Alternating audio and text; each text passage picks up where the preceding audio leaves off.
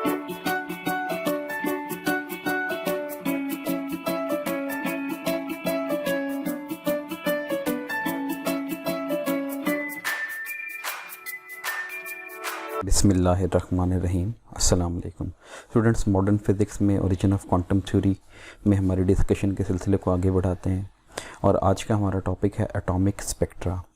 सबसे पहले हम डेफिनेशन देखते हैं। डेफिनेशन जो है वो स्पेक्ट्रम की क्या डेफिनेशन है कि ये एक्चुअली में किसी भी मटेरियल से एमिट होने वाली जो रेडिएशंस हैं उनकी वेवलेंथ और इंटेंसिटी के दरमियान एक ग्राफ है, यानी इंटेंसिटी को वाई एक्सिस पे और वेवलेंथ को एक्स एक्सिस के ऊपर प्लॉट किया जाता है। और हर मटेरियल के लिए जो उसका एमिशन स्पेक्ट्रम होता है, यानी जो वो वेवलेंथ एमिट करता है, वो एक्चुअली में वो उसके लिए जो है वो क्या होता है, करेक्टरिस्टिक होता है, यानी बिल्कुल फिक्स होता है। हीलियम को किसी एक फिक्स्ड टेम्परेचर के ऊपर जो है वो आप डिस्चार्ज ट्यूब में जो है वो फिल करें और फिर उस डिस्चार्ज ट्यूब के इर्द गिर्द जो एनोड और कैथोड होंगे उनके दरमियान आप एक हाई डिस्चार्ज वोल्टेज अप्लाई करें तो वो हीलियम जो है उसके मॉलिक्यूल आयोनाइज हो जाएंगे और उसके बाद जो है वो क्या करेंगे, डिफरेंट वेवलेंथ जो है वो एमिट करेंगे। वो जो वेवलेंथ एमिट हो रही हैं, हर वेवलेंथ की इंटेंसिटी दूसरे से मुख्तलिफ हो सकती है। तो इंटेंसिटी और वेवलेंथ के दरमियान आपने एक ग्राफ प्लॉट कर लेना है, उसको क्या कहा जाता है, स्पेक्ट्रम कहा जाता है। इसी कोर्स के बिल्कुल पहले लेक्चर में हमने पढ़ा ब्लैक बॉडी रेडिएशन स्पेक्ट्रम। तो उसमें आपने देखा कि वाई एक्सिस पे आपने इंटेंसिटी को प्लॉट किया हुआ है, एक्स एक्सिस पे वेवलेंथ को, और इंटेंसिटी और वेवलेंथ के दरमियान जो है वो एक ग्राफ आपको कंटिन्यूस नेचर का दिखाई दे रहा है। तो एक्चुअली में वो ब्लैक बॉडी से एमिट होने वाली रेडिएशन का स्पेक्ट्रम है। अब दूसरी जो मेन पॉइंट है इसमें, different materials emit different wavelength which fall in different portion of electromagnetic spectrum. अब इलेक्ट्रोमैग्नेटिक वेव्स जो हैं इनके 7 ब्रॉड पोर्शन है, यानी जो सबसे लॉन्गर वेवलेंथ होती है उसको रेडियो वेव्स कहा जाता है। उससे शॉर्ट वेवलेंथ जो है वो माइक्रोवेव आ जाएगी। फिर इंफ्रारेड रेडिएशंस हैं, विजिबल लाइट है, अल्ट्रा वायलेट रेडिएशंस हैं, एक्स रेज हैं और गैमा रेज हैं। तो ये 7 मेजर पोर्शन है। तो अब ये जो स्पेक्ट्रम होता है किसी भी मटेरियल से जो भी एमिट होता है वो 3 तरह के होते हैं, ठीक है। तो स्पेक्ट्रा जो है वो स्पेक्ट्रम की जो है वो प्लूरल है। तो spectra are of 3 major types. कौन कौन से? कंटिन्यूस स्पेक्ट्रम जो कि ब्लैक बॉडी का होता है, उसके बाद बैंड स्पेक्ट्रम जो कि मॉलिक्यूल्स का होता है, यानी जो मॉलिक्यूलर स्ट्रक्चर होता है उसमें से एमिट होने वाली जो वेवलेंथ है और इंटेंसिटी के दरमियान जो ग्राफ होता है उसमें बैंड्स मौजूद होते हैं। बैंड का मतलब है एक कंटिन्यूस रेंज। और जो डिस्क्रीट स्पेक्ट्रम होता है वो एटम्स का होता है, यानी अगर आप किसी भी एटम को आइसोलेटेड फॉर्म में लें और यानी एटॉमिक फॉर्म में आप उसको ले रहे हैं मटेरियल को, तो उसका जो स्पेक्ट्रम होगा वो डिस्क्रीट या लाइन स्पेक्ट्रम की शक्ल में होगा। अब यहाँ पर एक स्पेक्ट्रम जो है वो दिखाया गया। अब इस स्पेक्ट्रम में अगर आप देखें, ये एक पूरा विजिबल जो लाइट है ना उसकी आपको जो है वो यहाँ पर पूरी डिस्ट्रीब्यूशन दिखाई गई है। तो लेफ़्ट साइड से आप देख लें, वायलेट से स्टार्ट होके इंडिगो, ये ब्लू, और उसके बाद जो है वो फिर ये ग्रीन, येलो, ऑरेंज और फिर रेड वाली साइड पे जो है वो शिफ्ट। तो सबसे एटॉमिक स्पेक्ट्रम में सबसे इम्पॉर्टेंट चीज़ क्या है कि बोहर ने जो हाइड्रोजन का एटॉमिक स्ट्रक्चर जब एक्सप्लेन किया, उसकी बेस के ऊपर आपने किसी भी मटेरियल को जो है वो क्या कर सकते हैं, एटॉमिक स्पेक्ट्रम को एक्सप्लेन कर सकते हैं। अब बोहर का जो एटॉमिक मॉडल था वो था 1913 में, लेकिन जो स्पेक्ट्रम की स्टडी थी वो ज़रा लेट 19th सेंचुरी यानी 1890s के राउंड अबाउट जो है वो स्टार्ट हो चुकी थी। स्पेक्ट्रोस्कोपिस्ट जो है उन्होंने एटॉमिक स्पेक्ट्रम को जो है वो स्टडी किया और डिफरेंट मटेरियल से निकलने वाली जो रेडिएशंस का जो डाटा था, यानी वेवलेंथ वर्सेस इंटेंसिटी का जो डाटा था, उसको उन्होंने इकट्ठा करके टैबुलेट करके कोशिश की कि इसमें से निकलने वाली जो वेवलेंथ हैं उनकी वैल्यूज़, यानी उस वेवलेंथ की क्या क्या वैल्यूज़ हैं उनके बारे में हम कोई एम्पिरिकल रिलेशन जो है वो ड्राइव कर सकें। अब यहाँ पर 2 तरह के स्पेक्ट्रम देखें। लेफ़्ट साइड पे जो है वो एक बल्ब है जो कि वाइट लाइट एमिट कर रहा है, इसके सामने एक गैस है, ठीक है। अब ये समझे कूल्ड गैस है जो कि रेडिएशन अब्जॉर्ब कर सकती है। अब ये जो वाइट लाइट है, आपको पता है वाइट लाइट में तो पूरे का पूरा जो है वो 7 वेवलेंथ मौजूद होती हैं, पूरा स्पेक्ट्रम मौजूद होता है विजिबल रीजन का। अब ये गैस क्या करेगी, उनमें से चंद वेवलेंथ को अब्जॉर्ब कर लेगी, बाकी वेवलेंथ एज इट इज़ यहाँ से जो है वो पास कर देंगी। आगे लगा हुआ है प्रिज्म। प्रिज्म क्या करता है, डिस्पर्स करता है, यानी डिफरेंट वेवलेंथ को डिफरेंट डायरेक्शन में डिस्पर्स कर देता है। अब प्रिज्म से पास होने के बाद आपने स्क्रीन के ऊपर जो है वो स्पेक्ट्रम प्लॉट किया। अब देखें ये स्पेक्ट्रम आपको पूरा जो है वो विजिबल स्पेक्ट्रम दिखाई दे रहा है, लेकिन कहीं कहीं पर आपको ब्लैक लाइंस शो हो रही हैं। ये जो ब्लैक लाइंस हैं इनको अब्जॉर्प्शन लाइंस कहा जाता है, और ये जो स्पेक्ट्रम आपको दिखाई दे रहा है इसको अब्जॉर्प्शन स्पेक्ट्रम कहा जाएगा। इसका मतलब है इस गैस ने इस वाइट लाइट में से अमिट होने वाली चंद वेवलेंथ को तो अब्जॉर्ब कर लिया, जो कि आपको अब यहाँ स्क्रीन के ऊपर दिखाई नहीं दे रही, और बाकी तमाम यहाँ पर जो है वो आपको दिखाई दे रही हैं। तो इसका मतलब ये जो ब्लैक लाइंस हैं ये आपको शो कर रही हैं कि ये वाली जो वेवलेंथ है, ये जो जहाँ पर ब्लैक लाइंस आपको दिखाई दे रही हैं, ये वेवलेंथ जो है वो ये गैस क्या कर सकती है, अब्जॉर्ब कर सकती है, और बाकी सब जो वेवलेंथ है उनको इसने क्या कर दिया है, ट्रांसमिट कर दिया है। दूसरी सिचुएशन, ये एक डिस्चार्ज ट्यूब है। डिस्चार्ज ट्यूब क्या होती है, नॉर्मली ग्लास की बनी हुई एक ट्यूब होती है, और उसके एक साइड और दूसरी साइड पे 2 इलेक्ट्रोड्स लगे होते हैं। आप इनके दरमियान एक हाई वोल्टेज अप्लाई करते हैं, तो इसमें से जो भी मटेरियल इसके अंदर मौजूद है, कोई भी गैस जो आपने यहाँ पर आयोनाइज करके गैस रखी हुई है एटॉमिक फॉर्म में, उसमें से कुछ रेडिएशन एमिट होंगी। अब वो रेडिएशन जो है वो इस प्रिज्म में से पास होंगी, तो अलग अलग वेवलेंथ अलग अलग जो है वो डायरेक्शन में स्कैटर डिस्पर्स हो जाएंगी। अब स्क्रीन के ऊपर आपको सिर्फ वही चंद वेवलेंथ दिखाई दे रही हैं, वही चंद विजिबल लाइंस दिखाई दे रही हैं जो इस गैस ने एमिट की हैं, और बाकी तमाम का तमाम जो स्क्रीन है वो इस वक्त आपको ब्लैक दिखाई देगी। ठीक है, यहाँ पर तो मैंने वो उसको ग्रे शेड किया हुआ है, वरना जो है वो ये बैक साइड पे आपको ब्लैक कलर दिखाई देगा, सिर्फ चंद विजिबल लाइंस आपको यहाँ पर दिखाई देंगी। तो ये लेफ़्ट वाला ये जो अरेंजमेंट है ये है अब्जॉर्प्शन स्पेक्ट्रम, और ये जो अरेंजमेंट है ये है एमिशन स्पेक्ट्रम। तो और ये जो लाइंस आपको दिखाई दे रही हैं यहाँ पर, इनको कहा जाता है एमिशन लाइंस। अब यहाँ पर एमिशन स्पेक्ट्रम जो है वो बनाया गया। देखें ये जो नीचे वाला स्पेक्ट्रम है ये हाइड्रोजन का वैसे स्पेक्ट्रम है जो विजिबल रीजन में लाई करता है, और ये ऊपर वाला स्पेक्ट्रम ये भी किसी मॉलिक्यूलर स्ट्रक्चर का स्पेक्ट्रम है जिसमें बैंड्स मौजूद हैं। तो अब देखें ये नीचे वाले स्पेक्ट्रम को देखें, इसमें एक आपको जो है वो क्या चीज़ दिखाई दे रही है, एक वायलेट लाइट दिखाई दे रही है, एक ब्लू लाइन दिखाई दे रही है, एक एक्वा कलर की लाइन दिखाई दे रही है, एक रेडिश कलर की लाइन जो है वो दिखाई दे रही है। यहाँ पर देखें ज़रा ऊपर वाले स्पेक्ट्रम में, यहाँ पर देखें एक पूरा का पूरा ब्लू जो लाइन है ना उसका पूरा बैंड दिखाई दे रहा है। ठीक है, ये एक और ब्लू बैंड दिखाई दे रहा है। यहाँ पर देखें कितने ग्रीनिश येलो कलर के बैंड्स आपको दिखाई दे रहे हैं। ये जो मोटी पट्टियाँ आपको दिखाई दे रही हैं, ये जो थिक जो है वो फ्रिंजेस हैं एक्चुअली में, तो ये बैंड जो है स्ट्रक्चर को डिस्क्राइब करती हैं। और ये जो थिन लाइंस होती हैं, बारीक लाइन होती हैं, ये सिर्फ डिस्क्रीट लाइंस को या एक पर्टिकुलर वेवलेंथ को रिप्रेजेंट करती हैं। तो यहाँ पर आप देखें कि ये बैंड स्ट्रक्चर है और ये भी बैंड स्ट्रक्चर है। इस साइड पे आपको जो है वो ज़्यादातर जो है वो आपको जो एटॉमिक स्ट्रक्चर दिखाई दे रहा है जो कि डिस्क्रीट लाइंस शो कर रहा है। यहाँ पर भी देखें बैंड है, कोई बैंड नैरो है, कोई बैंड जो है वो ज़रा वाइड है, कोई ज़्यादा वाइड है। तो जो वाइड बैंड होता है उनको ब्रॉड बैंड भी कहा जाता है, और जो नैरो होता है उनको नैरो बैंड कहा जाता है। अब्जॉर्प्शन स्पेक्ट्रम देखें। अब सूरज से आने वाली जो रेडिएशन हैं, सबसे पहले उन रेडिएशन के स्पेक्ट्रम को प्लॉट किया गया। अब बज़ाहिर ये होता था कि सूरज से आने वाली जो लाइट है वो वाइट लाइट है, लेकिन सूरज के अंदर आप जानते हैं मेजरली हाइड्रोजन मौजूद है और वो हीलियम में कन्वर्ट होता जा रहा है फ्यूजन के प्रोसेस से। तो आप देखें जब सूरज से आने वाली जो वाइट लाइट थी उसका स्पेक्ट्रम प्लॉट किया गया तो वो स्पेक्ट्रम कुछ इस तरह का दिखाई देगा। फ्रैनहोफर, इसको सबसे पहले एक साइंटिस्ट था जो फ्रैनहोफर जिसने जो है वो बनाया, इसलिए उसको ये जो ब्लैक लाइंस आपको दिखाई दे रही हैं इनको फ्रैनहोफर लाइंस भी कहा जाता है। तो ये अब्जॉर्प्शन लाइंस हैं, किसके लिए? हाइड्रोजन के लिए। अब देखें इसका मतलब है इसने चंद जो रेडिएशन हैं वो अब्जॉर्ब कर ली हैं, ठीक है, बाकी तमाम रेडिएशन जो है वो उस एज इट इज़ आप तक पहुंच चुकी हैं। तो the absorption spectrum is observed when light passes through a gas. तो इसका मतलब है जब वो लाइट एमिट हुई फ्यूजन के नतीजे में और हाइड्रोजन से गुजरने के बाद, क्योंकि सूरज का साइज़ भी तो अनॉर्मस है, तो उसके कोर में जो रेडिएशन पैदा होती हैं उसको सरफेस तक पहुँचने में जो है जो है वो बहुत ज़्यादा टाइम लग जाता है। तो वो हाइड्रोजन से टकराते हुए या हाइड्रोजन में से गुजरते हुए आती है, तो ख़ास रेडिएशन हाइड्रोजन अब्जॉर्ब कर लेता है, बाकी जो है वो एज इट इज़ आप तक पहुंच जाती हैं।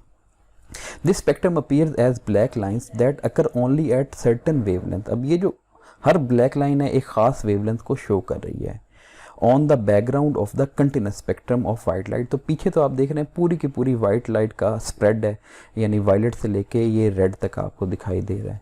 The missing wavelength tell us which wavelength of the radiation are absorb by the gas. तो ये हमें बता रही है कि हाइड्रोजन का एटॉमिक स्पेक्ट्रम जो है वो कैसा है। अब यही फ्रेनहोफर लाइंस की बात कर रहे हैं, ठीक है। ये समझें हाई डेंसिटी हॉट मैटर है। अब ये जो हॉट मैटर है इसमें से रेडिएशन एमिट होती हैं और वो किसी डायफ्रैक्शन ग्रेटिंग, ये जो ग्लास की स्लैब होती है उसमें से गुजरती हैं। तो ये आपको पूरा का पूरा रेड से लेके ये वायलेट तक पूरा का पूरा स्पेक्ट्रम दिखाई देता है। अब ये एक हॉट गैस है।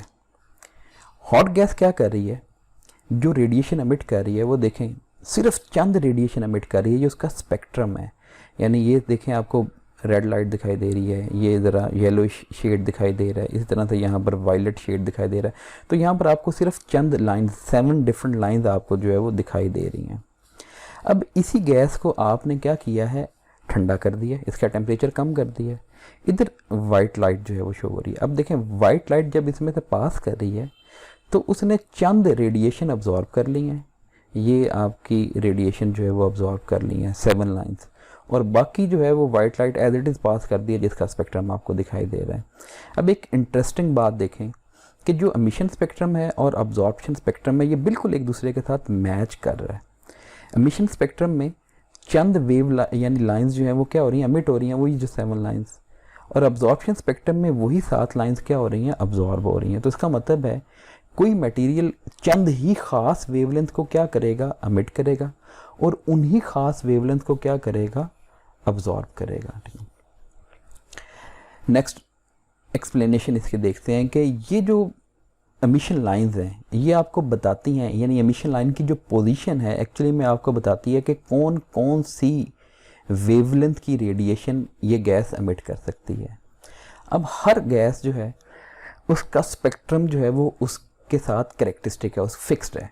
इसका मतलब है हाइड्रोजन को आप जब भी एमिशन स्पेक्ट्रम हाइड्रोजन का प्लॉट करेंगे वो उसी तरह का स्पेक्ट्रम आएगा, और जब भी उसका अब्जॉर्प्शन स्पेक्ट्रम प्लॉट करेंगे वो हमेशा एक जैसा आएगा। तो इसका मतलब है कि अगर आपके पास लेबॉर्ट्री में कोई एक अननोन गैस है और आपको उसका पता नहीं चल रहा कि ये कौन सी गैस है, तो आप उसका स्पेक्ट्रम प्लॉट कर लें।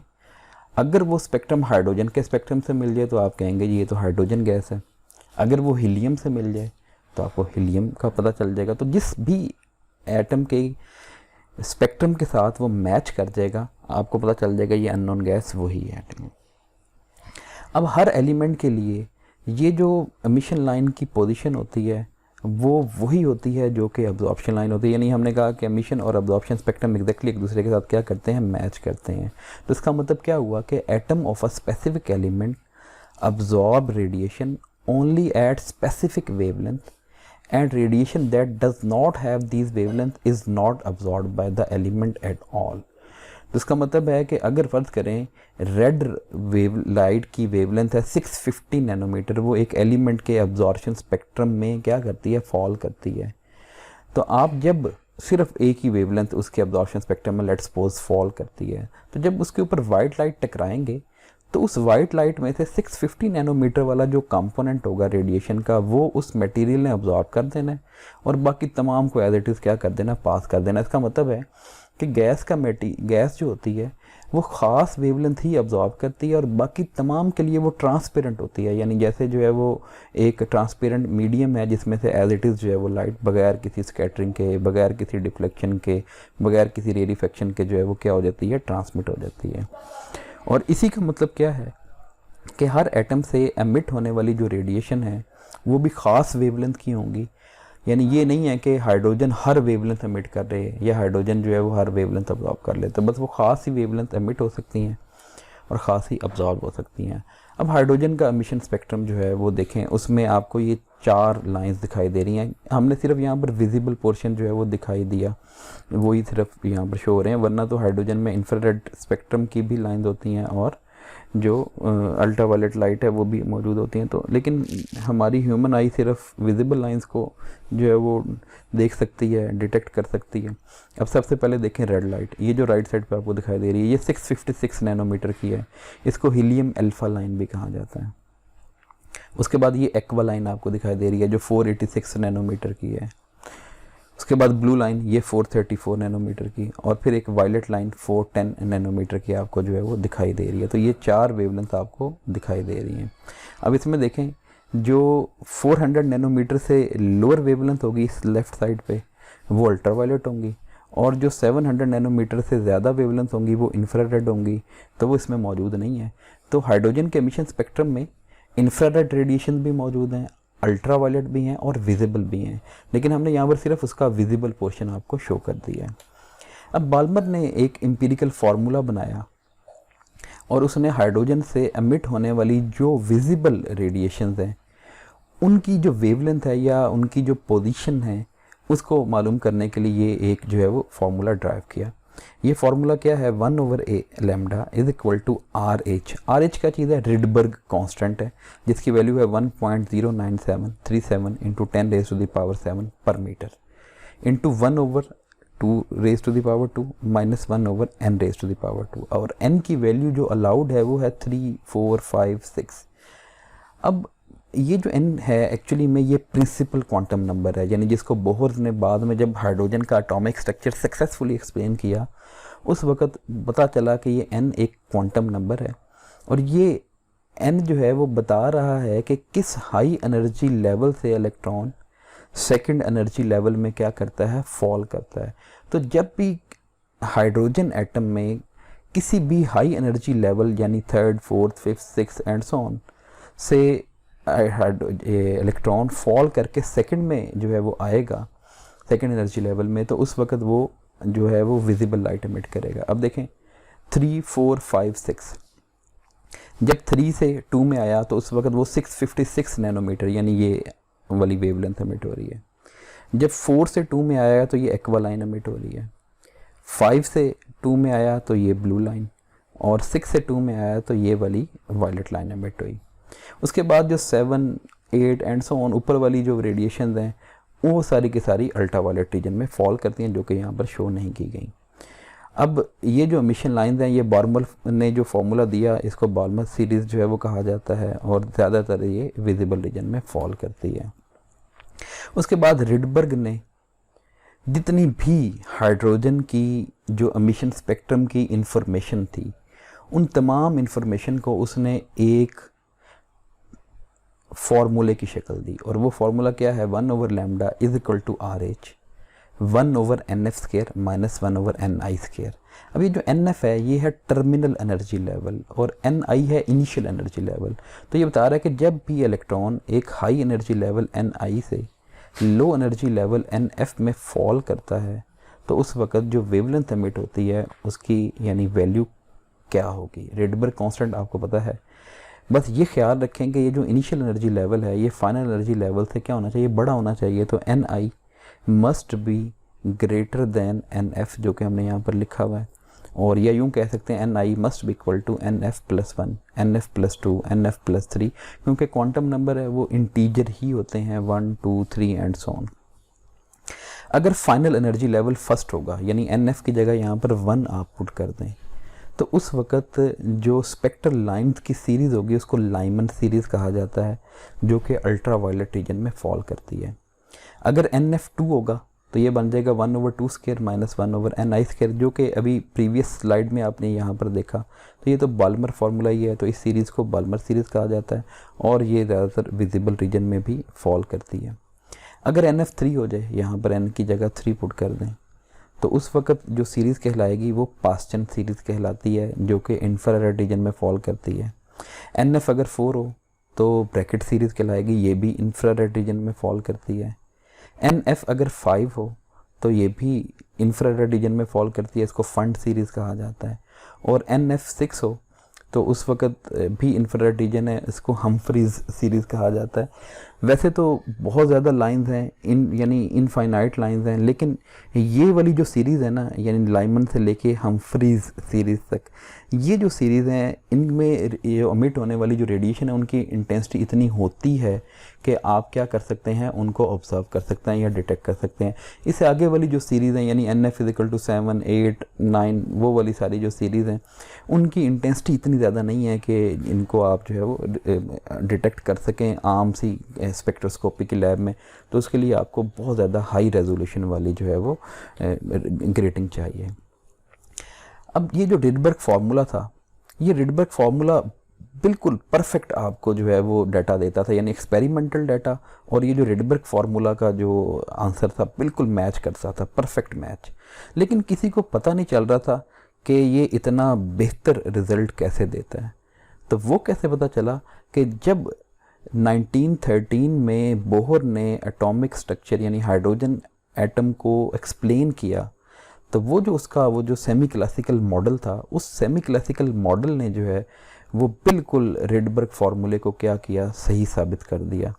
तो ये मिस्ट्री थी किसी भी एटम के स्पेक्ट्रम के बारे में, और उसमें यानी जो सबसे ज़्यादा सक्सेस थी वो हाइड्रोजन के स्पेक्ट्रम से जो है वो स्टार्ट होती है। तो यहाँ पर हमारा ये ओरिजिन ऑफ क्वांटम थ्योरी वाला टॉपिक कंक्लूड होता है। नेक्स्ट टाइम इंशाल्लाह एक नए चैप्टर के साथ, एक नए टॉपिक के साथ जो है वो अपने डिस्कशन के सिलसिले को आगे बढ़ाएंगे। अपना ख्याल रखिएगा, और अगर कोई क्वेश्चन है तो वो आप कमेंट सेक्शन में पूछ सकते हैं। अल्लाह हाफ़िज़।